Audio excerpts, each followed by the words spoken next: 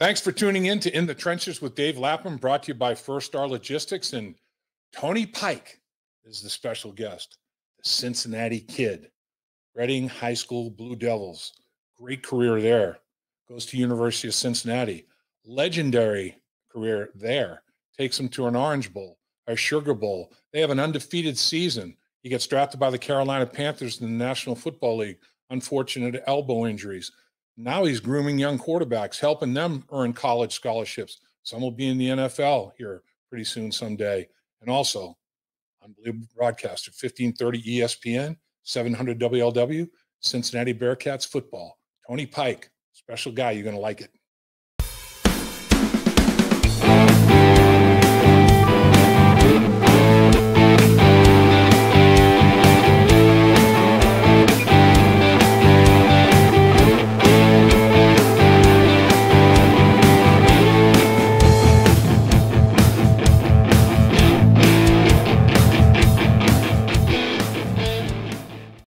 Welcome to our beautiful studios at First Star Logistics. You're in the trenches with Dave Lapham. Our guest today, tough Tony Pike, legendary athlete in the city of Cincinnati. Good morning, my man. What's happening? Man, this is a beautiful thing. In the trenches. This is the most at home I've felt in a long time. Let's go back to your high school career with the Reading Blue Devils, man. Basketball and football, two-sport star. You were Division II-III Player of the Year as a senior in football. You won a state championship in basketball as a junior. Pretty darn good career. I mean, take us through your high school athletic prowess, man. I loved it. You know, I went to Reading High School because I wanted to be able to play multiple sports. And I grew up with a really good group of guys who were all my best friends, great athletes. And, you know, a lot of days you grow up in a city like Reading and you get to high school and you might want to go to Moeller or a St. X, and we kind of all got together and said, let's ride this out. Let's go be a part of something special. And we had a really good 4-year run at Reading. And, you know, to play at a smaller school, to have success in that sense and see it both on the court, dabbled in baseball, to see it in football as well. It was fun because you don't get those runs often from a smaller school. And I remember, unfortunately, we came up against Versailles in the state tournament for football. We played at Dayton Welcome Stadium, and Versailles is like 2 kids away from going up a division, and we're like 1 kid away from going down a division. And it was so windy. We're in the spread offense. My first pass was a 5-yard out that landed behind the line of scrimmage. Oh, man. And it's just like, okay, they were like the 4 yards, cloud of dust. We were spread, no huddle. So we ran into a little bit of a buzzsaw, but right. I loved everything about going to Reading High School. I bet you made lifelong friends, obviously. I mean, those bonds are tough to sever, boy. Those are lifelong, aren't they? Absolutely. Guys that I still consider my closest friends today. And guys, when things got a little astray in college or my NFL career coming to a quick end, those were the guys that were the first ones to be there. So you appreciate guys and friends like that through more of your tough times in life. And I know I certainly did. So, basketball. Tell us what position you played, and you must have been pretty tough on the hardwood floor, huh? My senior year or my junior year, I played shooting guard at 6'6". Wow! Won a state title. My senior year, we lost a lot of height, so I went from shooting guard to center. So I didn't want to do a lot in the paint down there, Lap. So we played that like 5-out, no-in offense, and it was fun. We had a ton of success in basketball. My senior year, we beat North College Hill when they had O.J. Mayo and Bill Walker. Wow! In the state tournament. So I was I would say more of like a Tim Duncan, like a double machine, the big fundamental, back into my senior year a little bit. So did you consider trying to take basketball to the next level, or was it all football all the time? No. Shoot, I honestly had more offers in baseball and basketball than I did in football. As a pitcher, obviously, in baseball. Yep, pitching in baseball. And, football, really, Toledo was the only school that came in and offered me anything from a Division I standpoint. Wow. And they wanted me to gray shirt. And it's funny because at the time, none of this huddle stuff is around. So, I'm splicing up VHS tapes with my dad, and I had dreamt about, I was a UC fan growing up. So here I and my dad drive down to the UC football offices, and I'm hand delivering my tape, like, hey, watch me. And Dan Enos was the quarterback coach at the time, and he's like, look, I saw that. Anytime a player and their dad hand me the tape, I'm throwing it aside. And we had played Coldwater in the state tournament, the #1 team in the state, and we did really well against them. And the O-line coach at UC, Jeff Uhlenegg, at the time, was recruiting someone from Coldwater and just happened to be at the game. I had a really good game, and he happened to pass Coach Enos's office and saw my name on the tape and was like, hey, you should probably at least just pop that in. I watched him against Coldwater. He had a really good game. It became late in the process, so I ended up gray shirting. But, yeah, that's kind of – football was almost my last option going into college as far as a scholarship goes. So what kind of opportunities may you have had in basketball and baseball if you wanted to pursue that even further? Basketball, I was getting looked at by Wright State, was kind of my biggest offer. Finley had came in and offered me. Marshall, West Virginia, a couple other MAC schools in baseball had came in. Baseball is different because they don't really have ways to give full scholarships because they don't have enough. Right. And I grew up a Bearcat fan, and it was my lifelong goal to find a way there. And it took me, by some stroke of luck, being at the football facility the same time as the coach was walking by. And Dan Enos and Mark D'Antonio saw enough to take a chance. Man, that's an incredible story. It really is. I mean, it's like a little bit of destiny. And then, as your career goes on, 2008, you throw for over 2,400 yards. 2009, throw for 25-20, 29 touchdowns, 6 interceptions.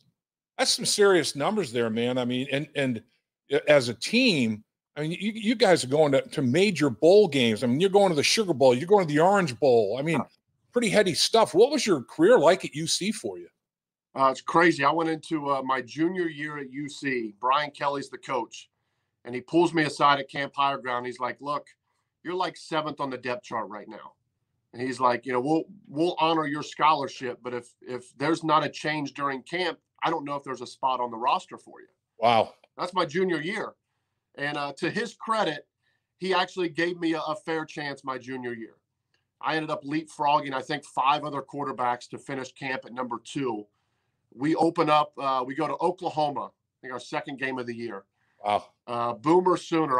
My dad always jokes that the horses needed an IV at halftime because Sam Bradford and Jermaine Gresham and company were just lighting us up.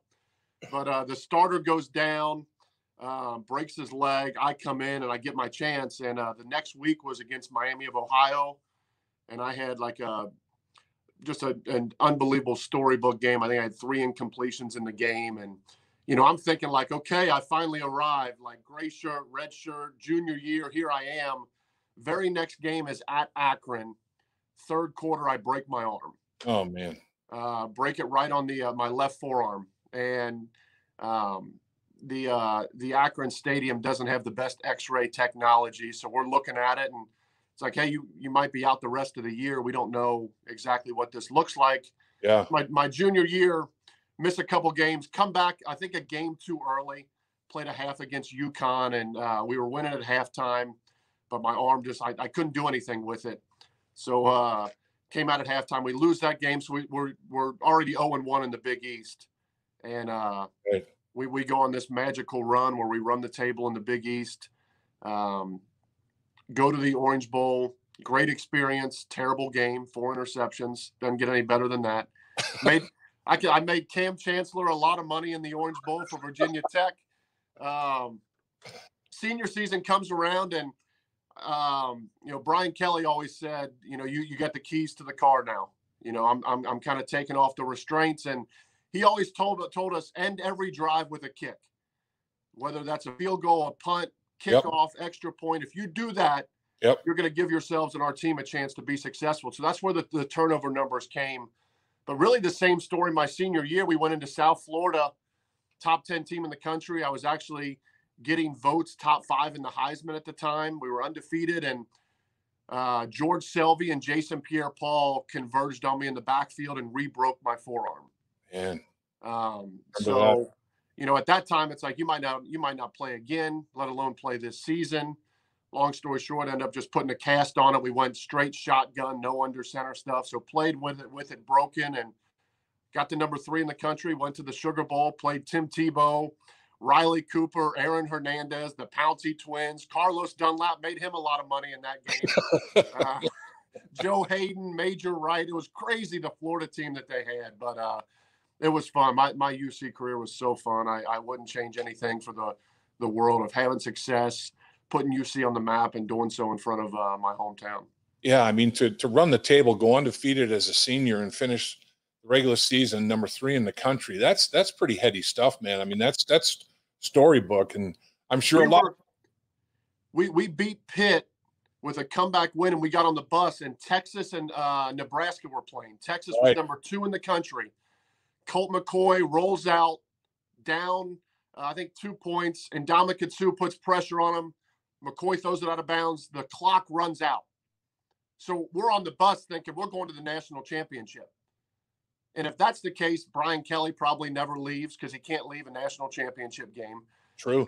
And then they make the field goal by like a foot, and it puts us back at number 3. But it was as great as 3 was. We were literally 1 second away from playing in the national championship. Oh yeah, I remember. I was doing Big 12 games at that time. I remember that game pretty vividly. There's no question about it. It was a crazy ending. I tell people we matched up way better against Bama anyway than Florida. So to accomplish that, I mean, what was your family thinking? What were your friends thinking? Tony Pike, local kid, Reading High School, comes to UC, and he's, I don't know, what's the male Cinderella? What do you call the male Cinderella? I mean, it's a Tony Pike story, not a Cinderella story. It's unbelievable. Did you have to pinch yourself during the course of that season? All the time, man. We had a good buddy of my parents had an RV, and they literally drove my family to every single game. I think outside of Oregon State, my senior year where my parents flew, no one missed a game. And it was, for them, I know they enjoyed it because they got to party in South Beach, and they got to party in New Orleans.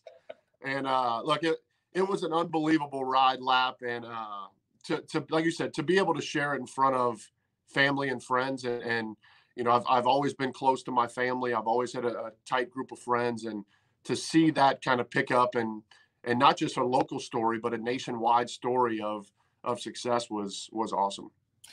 Brian Kelly and his coaching staff, how important were they to your development as a football player and as a person? Huge. I mean, there was so much anger and animosity when Brian Kelly left, because everyone bought into the family style of, hey, we're putting everything on the line for each other. And when it happens at a banquet and you're celebrating a perfect season, and news breaks before the banquet that your head coach is leaving, but then the whole banquet happens with Brian Kelly there, I think a lot of people regret how they acted after that, and there was animosity. But right. When a year passes and you realize the hand that Brian Kelly had in so many guys' success from the University of Cincinnati and the offensive genius that he is, I'm sure that he would have loved to do things differently. I'm sure that if you could go back and coach in that game and still coach and be the head coach at Notre Dame, he would. But that's just the nature of recruiting and football. But from his offensive scheme, we wanted to be the fastest team in the country. We wanted to do something that no other team had done. We were snapping the ball at times with 25 seconds on the play clock. Remember, we opened up at Rutgers my senior year. Greg Schiano, they had a top 15 team, brand new stadium. They were picked to win the Big East, and we rolled in there and ran like 107 plays. Wow. They had guys dropping. No one at that time had ever seen a tempo like that, and that was Brian Kelly. And the way we practiced was so different than Mark D'Antonio and anybody else. It was innovative. We were on and off the field in 90 minutes. There was no coaching. It was get your work done on the field because I'm not going to be there to hold your hand in the game, and then we'll go in here and film study and we'll correct it. And that helped. That to me, that type of coaching style where you throw 2 interceptions in a 7-on-7, you better figure it out and work towards the next one because they're not going to hold your hand. And the tough love coaching style, I'm sure it was tough on a lot of my family members watching the game to see him screaming at me, but for Right. me, it was how I responded and what I respected the most. Yeah, I mean, it reminds me very much of what, Sam Weich did with the 88, 89 Bengals, the no huddle up tempo. It was revolutionary, and everybody had problems adjusting to it. And, Buffalo Bills are faking injury to stop the clock and try to compose themselves and gather their thoughts in the whole 9 yards. That stuff is that can be powerful. You have to have a quarterback though that has football IQ, and credit you, because Boomer Esiason, I mean, he knew exactly. He knew what Sam Weich wanted better than Sam Weich did, and I'm sure you were that way with Brian Kelly, right? I would have preferred to go empty every single down. And I look at what Joe Burrow and the Bengals did last year. So much success out of empty because you spread the defense out, and it's so much harder to hide what you want to do. But as you mentioned, when you play at that tempo, it doesn't just help out the quarterback. It helps out the offensive line because they're able to get a good, clear view of what the defense is doing. They can't hide as much stuff when you're snapping the ball with 25 seconds on the play clock. So then you can play the cat and mouse game. You can get up to the line and fake a snap and change the play. You essentially held all the keys because you played at such a great tempo and you played spread out. And then it helps the running game because the defense spreads out. It's weird. There's so many similarities with what I envisioned the Bengals doing this year with so many weapons and still Right. Joe Mixon back there and Joe Burrow. There are similarities that I draw to the offense that I was a part of and what I enjoyed so much. Yeah, I mean, in football, you're looking to be the guy that throws the punch and make the opponent counterpunch, and with that type of attacking style, up tempo, I'm in your face and not going to allow you to take a breath offense, man. That puts a lot of pressure on a defense, and particularly when they can't, substitute personnel easily. Right. You guys a little bit dragging, and man, you got them exactly where you want them.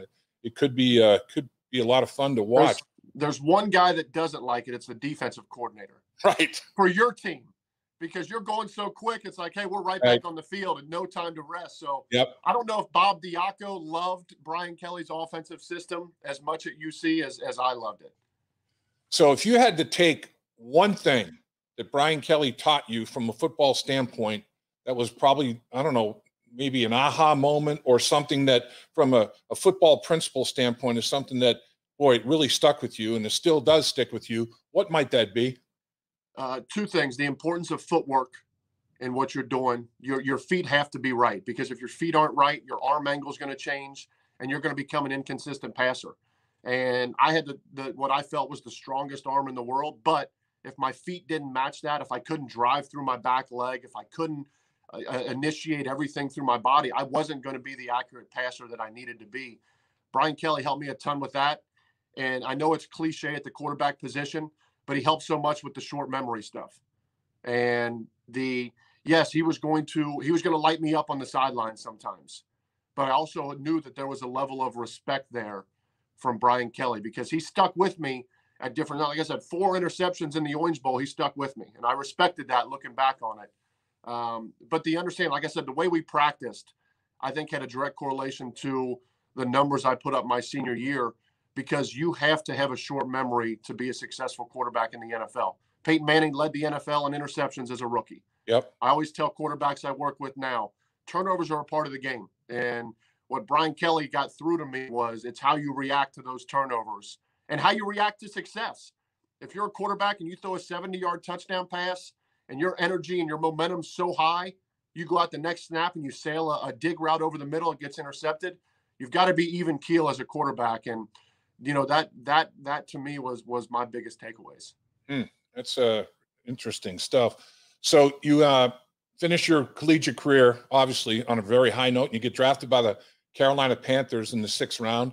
But then, you mentioned the broken arm. Then you have elbow problems with your throwing arm, unfortunately, and it makes it a very difficult process. How tough was that when you sustained that elbow injury? Hi, Dave Lapham here. Have you heard about In the Trenches with Dave Lapham, presented by First Star Logistics? Catch new episodes from the world of sports and broadcasting. Search for In the Trenches with Dave Lapham on YouTube or wherever you get your podcast. It was tough because of how it happened. It was such a slow process. You're going through first year in Carolina.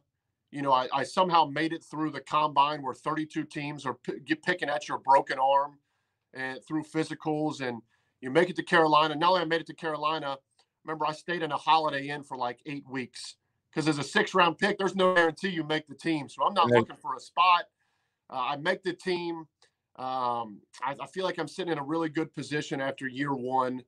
And I come into year 2 and I'm working out in the off season and I start losing the tightness of my spiral, and it's just gradual. And I have no idea why, because I don't feel any different. And then I start losing a little bit of accuracy, and, I don't feel any pain. So I'm not going to the doctor. I'm not seeing a specialist. And it got to a point where my ball was coming out so wobbly, and I'm like, what in the world is going on? So I finally had a nerve test done, and I was losing the ulnar nerve, almost like a Tommy John, runs straight down your arm. And it was kind of getting blocked. So I was gradually losing feeling starting in my pinky, but then it made it all the way through my fingers. So when you're throwing a pass, if you don't have feeling in your pinky or your ring, you don't even notice it. So I had lost all that due to the ulnar nerve in my arm. And I think that was the most frustrating part, because it wasn't like a break in your arm. You know what's wrong and you know why this is happening. I didn't know what was going on. So it's like, what is going on with my throw? I'm missing targets in off-season workouts. End up having an elbow surgery. Didn't really take. So I had the surgery redone. I did like an injury settlement with the Panthers. The Bengals were actually nice enough at the time. They actually allowed me to come to the rookie minicamp that year after I got done in Carolina. And I was probably a week or two ahead of where I needed to be with my elbow. And I came out the first day and I felt like it went pretty well. And then I lost feeling in my arm again.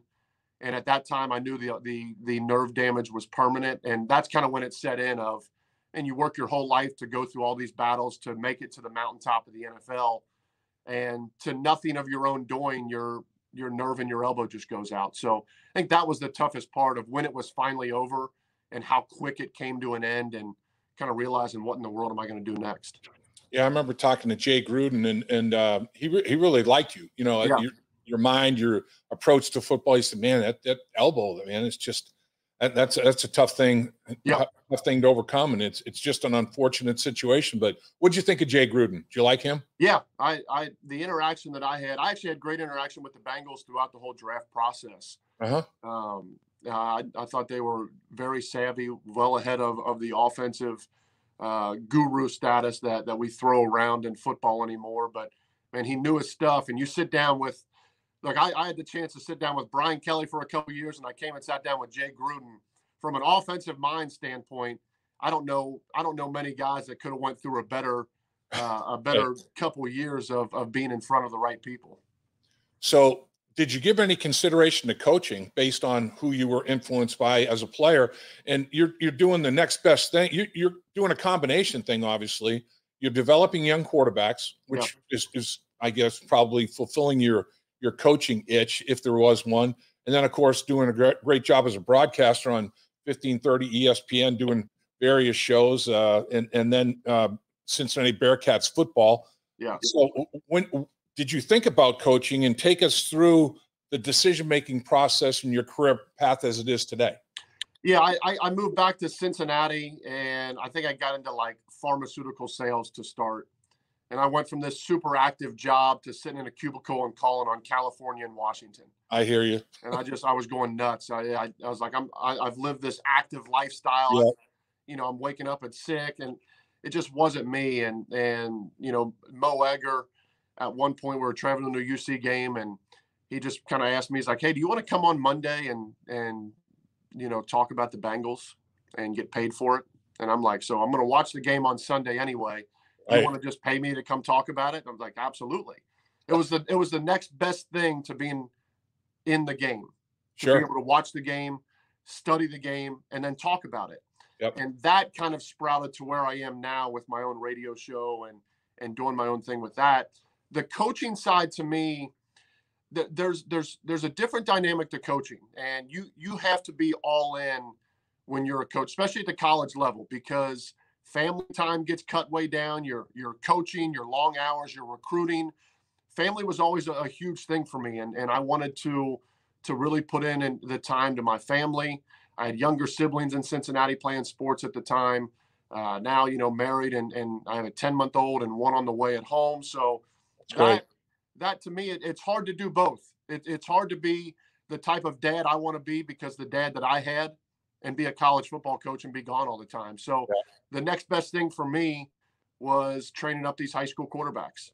And it started off, I've never marketed it. I've never sold myself for it. It's been word of mouth up to this point. I'm at a point now, I got about 40 different kids from junior high all the way till 5 or 6 guys at the college level that I'm able to work with when my schedule allows it. And not being able to play the sport I love, but to be able to give back and build into quarterbacks that have the same goals that I had is the next thing. Well, your story is something that every one of your prospects that you're developing can relate to and understand. I mean, you're living proof of what you speak. It's like it's just an unbelievable.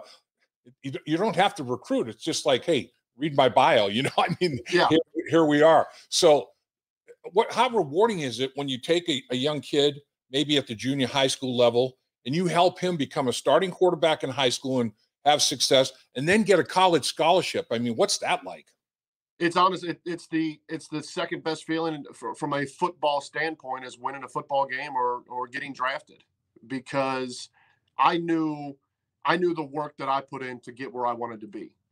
And I know these high school quarterbacks are going to class. They're going to their own football workouts. They're throwing extra, and they're still making time to come see me. So I know that they want it already. If they're coming to work, I know that they want to be great.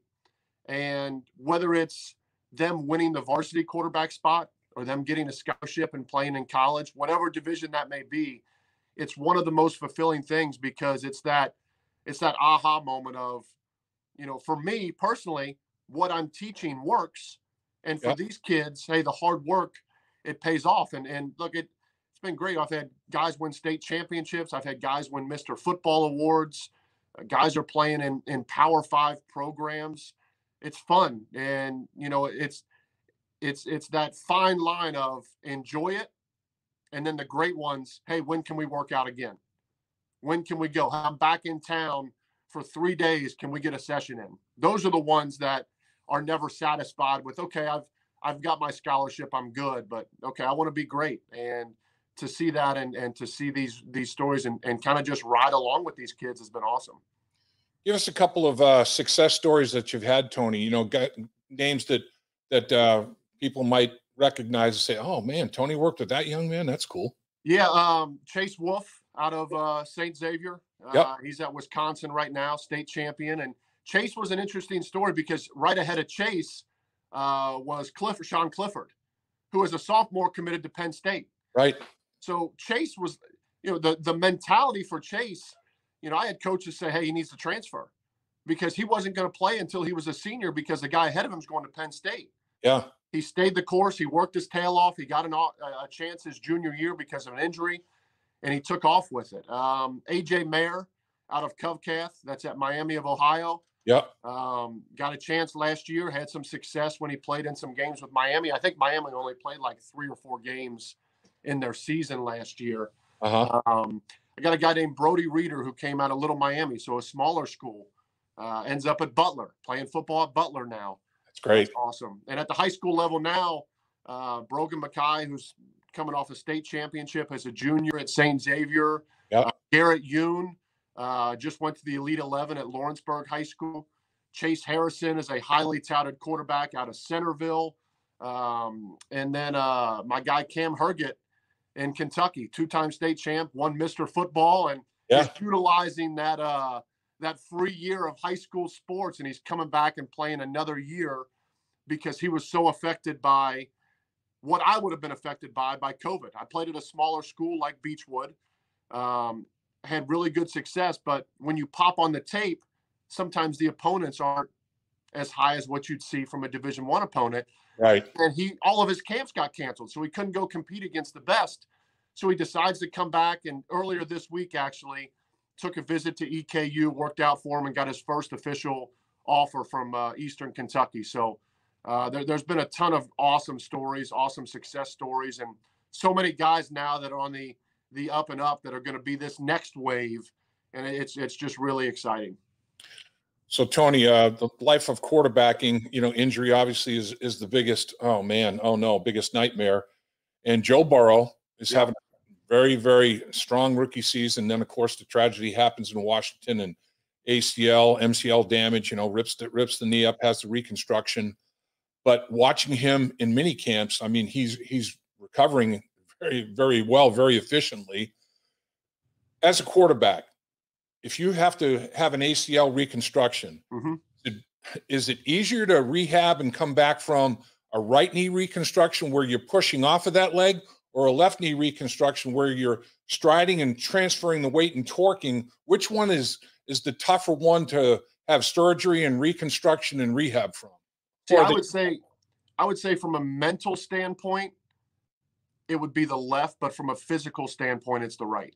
Okay. Because from a left, what are you concerned about? That thing extending and someone rolling up into it, or really taking that first hit? Yep. From a physical standpoint, that back leg is everything. You've got to be able to drive through. You've got to be able to finish that throw. Yep. And man, I get asked about Joe Burrow all the time. The craziest thing about Joe Burrow to me, he's a rookie, no mini camps, no off-season workouts. And through off-season camp, he's elected by his fellow teammates when they did the social injustice march to the Freedom Center to speak. Yeah. And right away, I'm like, the Bengals have their dude, because he's already won over the locker room and everyone in that locker room respects him. And then I'm watching this year.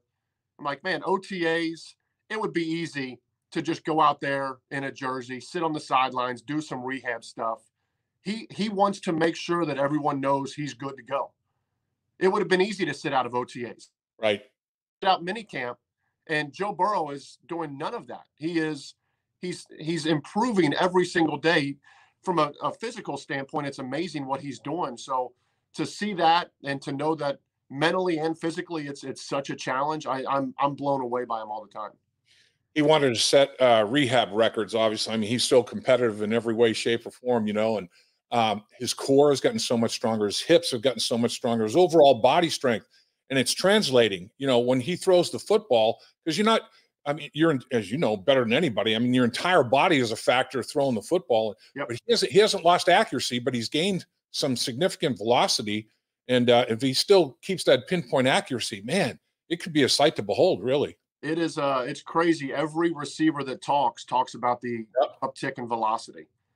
And then you're seeing videos and he's throwing it 50, 60 yards. I was blown away last year by all the small window throws that he made. I mean, you were just wowed. How did he get that in there? How did he fit that in that tight window? Well, now for the Bengals, you've added Jamar Chase to the mix. All of a sudden, maybe you're not throwing as many tight window throws because guys are more open. I cannot wait to watch Joe Burrow this year from a physical standpoint, from a leadership standpoint. It's crazy. I play so many clips of audio on my show from different players. It's crazy how many players aren't even asked about Joe Burrow and find a way to get back to talking about Joe Burrow.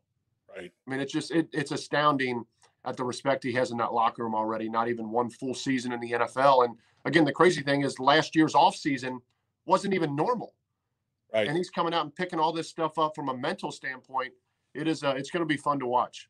He has just off the charts people skills, leadership skills, all the stuff, all the intangibles that you want, on top of the great physical attributes and abilities to play. He is a special dude. And like you said, I think his teammates respect the fact that he could have very easily said, I'm rehabbing. I'm still in rehab stage. And he's not only out there, in the spirit of it, as Paul Brown used to say, you guys are in the spirit of it today. I really like what I see. He's leading the quarterbacks to their next drill. He's sprinting. He's the first guy to the next drill. He's the guy that's setting the tempo, at the practices. He's so excited to be out there and participate in everything. It really is a remarkable thing to watch how one guy can have such an impact on everybody. It really is amazing. I remember the first day of OTAs I'm watching on social media, and it's like Joe Burrow's coming out with his helmet. Yep. And I'm like, okay, he's going to jog out there and go through stretching, and then he'll go to the side field. And it's like, hey, he's going through drills. He's doing stuff on the run. He's moving around the pocket. And it's like, man, this was when that happened, we were concerned, can he come back for next season? Can he be ready for midway point in the season? Can he be ready for the start of the season? And now we're talking about, you know, the way that he's handled OTAs. It's remarkable from a injury standpoint that goes into that. He has said that in a perfect world, he'd like to take a few series during preseason just to test it a little bit. But I'm not sure what the organization, the coaching staff, everybody thinks about that. You as a former quarterback, can you understand where he's coming from there? Yeah, because when you go through an injury like that, it puts into perspective and reality how quick this can be over. Yep. And like you said, he's out there, and it just feels like he is excited to be there, and he appreciates being out on the field, moving around. And as crazy as it sounds, it sometimes takes going through something like that to appreciate it even more. And for Joe Burrow, the next step in my mind is going to be at some point getting hit, because he's not going to get hit this offseason. Right. You know, everything, he's going to have that bubble around him, and he's going to feel great. But there's always that piece of mental block back there until you take that first hit. I know for me, coming back from my arm, you know, the first time I landed on it, the first time I get hit on it, how does it feel? And then it's like, okay, now I feel great. Now we're ready to go. And once Joe Burrow gets that first initial hit, man, it's going to be unleashing the tiger. I agree. And that's the final box you have to check. Take the hit, get back up, dust yourself up. Yep, I'm good. Everything's good. He did that plenty last year. No doubt. So we know he can do it. No doubt. As a quarterback, when you have a receiving core, like Julio Jones, for example, Julio Jones has averaged 9.8 targets per game in his NFL career, most ever for any wide receiver. He's had the ball thrown to him almost 10 times on an average basis every single game. So people are like, oh, man, you know, Derrick Henry, you got to get him his touches. You know, Brown, you have to get him his touches. When you have a situation like the Bengals, for example, you have Tyler Boyd, you have T. Higgins, you have, you know, the number one pick of the draft. You have the best wide receiver, you know, in college football coming to your team, a Joe Burrow teammate with all of this. They've already got rhythm and timing and everything. They've already got a relationship built. You might have, okay, who's the number one? Is it 1A, 1B, 1C? Right. Does that matter? And can that present problems if you allow it? Well, I saw Pro Football Focus the other day put their fantasy stats, and it was like Boyd 923, T. Higgins 1100 plus, Jamar Chase 1000, Mixon 1000 plus on the ground, right. Burrow 4,500 yards, and I'm like, sign me up. This team's winning 12 games, and we're good. I had this conversation at the draft. There's one thing that takes care of all that, and it's winning. Yep. You look at the Kansas City Chiefs. McCole Hardman will lead that team in receiving on some games. Sammy Watkins would lead the team in receiving. Sometimes Clyde Edwards-Helaire would get 4 touches. Sometimes he'd get 25. Travis Kelce would lead the team. But what do the Kansas City Chiefs do? They win. Yep. And when you're winning, it's very easy to buy into all of that. The opposite of that, if you're losing and you're going through a tough spot, that's all of a sudden like, hey, we're losing. We've lost 3 games in a row. Why am I not getting the ball more? Why am I not getting more touches? And to the Bengals' credit, I don't feel like they have guys like that on the team. It could have been easy previously in years for Joe Mixon to pout about touches. For Joe Mixon to say, I want more carries. Tyler Boyd's not that type of guy. Right. You have such a young nucleus that if you can build the team first aspect, you don't have a ton of personalities. You don't have all these different. If you can put that together, and the most important thing, you have to win. If you're winning, I can buy into anything. Oh, I only got 2 catches today, 3 targets, but we won. Hey, that's great. But if I'm getting 2 targets and we're losing by 20 points, I'm eventually going to have something to say. So winning cures all, and winning's a key to be able to have something like this where everybody meshes together. And you make a great point. You can't double team everybody. And, you know, I mean, the great Bengals teams of the 80s, I remember the wide receiver core we had, Chris Collinsworth, Isaac Curtis, Steve Crowder. Okay, they're doubling Chris, Isaac eats. Doubling Isaac, Chris eats. You know, back and forth it goes. It's like you can't double everybody. Defense can't win. Right. And if you play cover two and roll to both of them, tight end, you have a tight end down the middle field, he's going to eat, you know, like you say, Kelsey. We had Rodney Holman, you know, and Danny Ross and players like that. I mean, it's like when you have weapons everywhere, defense can't win. Exactly right. Bottom line. So you just have to be patient. I mean, it's all going to work out. It's better than the alternative. If you don't have enough guys out there, man, as a quarterback, if you look out there and you're like, nobody's winning any one-on-ones. What the hell? I mean, what's that life like? The greatest thing that you can have in an offense like this is an offensive-minded coach. Yeah. Because there would be times in games where Brian Kelly would come up to me on the sideline, second quarter, third quarter, and he'd say, look, we need to get Marty Gilliard a touch on the next series. Hey, we need to get Armand Benz involved on the next series. And there would be 10 plays on the play card based on formation, alignment, motions, where you could just get him an easy touch. And then all of a sudden he's locked back in. But the great coaches, they realize that, right? Andy Reid, when those guys are running off the field, can probably get a sense, okay, it's time to get him. I played with one of the guys, Steve Smith.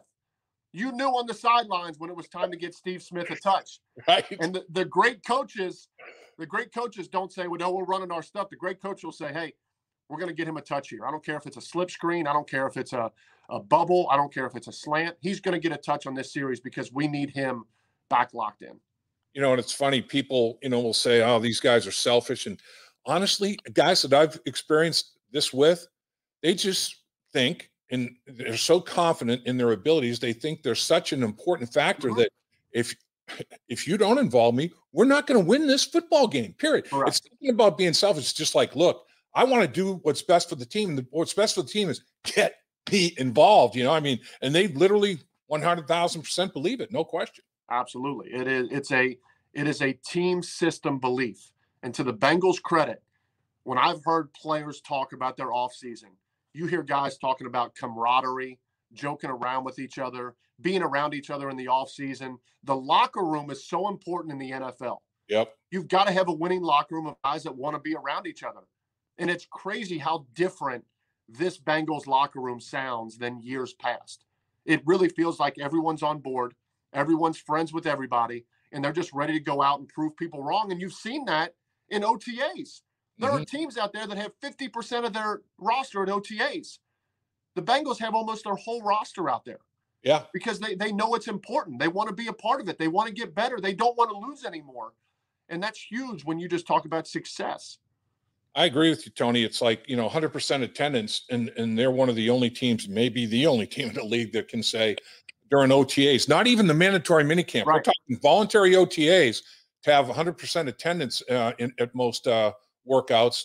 And the fact is, watching it, and we can tell as former players, their mindset is, I want to go out and improve every day. They're working hard. Yeah. It's not like they're going through the motions out there. So it's like they're there and they're in the spirit of it, as Paul Brown would say. Yeah. So usually good things happen when that takes place. There's no doubt. They want to be there. They want to get better, and they don't want to lose. And that's a strong mentality. And as much as we talk about, that starts with number 9. No question. Real final comment or question, I should say, and appreciate your comments. Appreciate you visiting us, carving time, because you're a busy guy. I know here shortly you're going on the air. Cincy 360 is just it's awesome, man. I enjoy the heck out of that. What is your favorite thing to do at this point in time in your broadcast profession, or are you still trying to decide? I mean, you like everything. Every opportunity is a great opportunity. Where's your head right now? Any opportunity. It's such a tough business to break into, that I'm grateful for every opportunity that I get. I'm grateful for doing this show. Let me tell you, we went through COVID on this show, and there was no sports happening. And I was rethinking my whole life. Like, what am I doing? I was going through like top 5 favorite ice creams on my show because there was no sports. And I'm like, what am I going to do? How are we going to fill an hour? Now I'm filling 2 hours. I'm so grateful for every opportunity. I'm having fun with it. I get to watch sports and I get to talk about them. And, you know, when the Reds win, the show's a lot more fun. When the Bengals do great stuff, the show's a lot more fun. So if we can keep those two things going on, I would enjoy it a lot more. Well, you're a Cincinnati legend, my man. Reading High School, University of Cincinnati, and now you're on a 50,000-watt blowtorch. So right here in the city of Cincinnati. Tony Pike, this is your life. It's been the This Is Your Life podcast for Tony Pike, and you've had a great life, my man. Congratulations. Hey, Lap, you'd appreciate every Friday I've been inducting new members into the Cincy 360. I got my own Ring of Honor now. I got a Ring of Honor in studio. I've heard you. And it's like, you see how professional it is. We got these nice paper plaques up here. Yes. Dave, you have made the Cincy 360 Ring of Honor. Wow. The only way you can go in is voted on by callers and social media. So, you know, there's been a lot of controversy. I was voted in a couple weeks ago. There's been a lot of controversy around it because it's my show. I'm trying to get like a, like you go to the Holy Grail and you see the Reds lineup and it's autographed. Next time you're around, I need you to autograph your paper plaque up there. With pleasure, my man. And it's a huge honor. It's quite an honor. I'm speechless, and that's very hard. You're the best, Tony Pike. Thanks for the time, my man. Absolutely. I appreciate you having me, man. Have a great day. Thanks.